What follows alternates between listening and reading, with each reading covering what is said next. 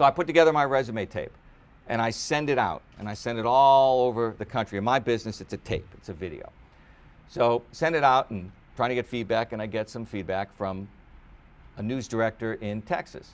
And he says to me, look, I'm really sorry, but you're never going to work in Texas or the South because you have a Boston accent. You'll never get a job down here. We'll never hire you. Good luck. So I'm crushed. It's a big part of the country, Texas, the South. So I go and I share the information with the other people that, that I'm trying to get in the business with. And they say, forget it. Don't worry about it. Has anyone else told you that? I said, no one else has said that. It came out of left field. Forget it. Don't worry. They all sound like me, 30 people from Boston. We all talk the same. I said, no, wait a minute. I said, am I going to blow off what this person said, or am I going to listen to it?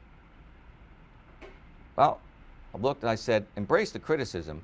I have my mom and my dad. You all have your husbands and wives and everybody tell you how great you are. Embrace the people that are actually willing to criticize you. Because you know what? It's not too often that you're going to get somebody that's going to go on. Everybody will tell you how great you are. How many people are going to tell you what you need to do better? So I went out and I hired a voice coach, and I got rid of my Boston accent. To achieve what you want, how willing are you to pay a price?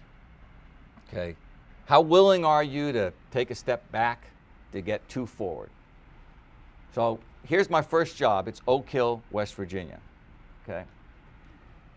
The best thing that happened in the year that I was working in Oak Hill, West Virginia, was we got a Subway. And people would say, the traffic is that bad? I said, no. We got a Subway in the local Exxon. It was the best restaurant in Oak Hill, West Virginia. I walk into my news director's office, and I see all these tapes, boxes and boxes of tapes. I said, Mike, do you look at all these? He goes, no, I don't have a chance to look at these. Too many. I said, what do you do? He goes, I try to find somebody that stands out from the pack.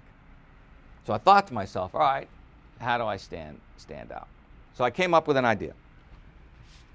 Okay. Cut out a bunch of letters from various magazines, newspapers, and stuff like that. And I put this together. If you watch one resume tape today, watch this one. And I wrapped it up, and I sent out 50 tapes all over the country.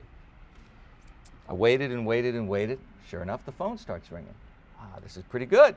Got about 6 calls in 1 week. See, first guy called up and said, you're unprofessional. Second guy called up and said, you're sophomoric. Third guy called up and said, you'll never work in this business with ouch. So I get 6 of those. Okay.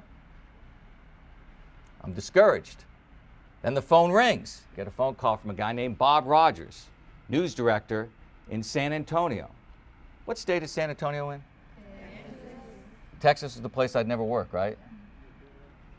Bob Rogers calls me up, flies me down at his expense, offers me a job. Okay? I figured out another way. Now, I know that you all are far more creative than that. But my point is what are you going to do when you get in front of the decision maker to differentiate yourself just that much? Because I said to Bob Rogers, I said, just out of curiosity, why'd you hire me? He said, you sent me a ransom note. I figured I better look at the tape.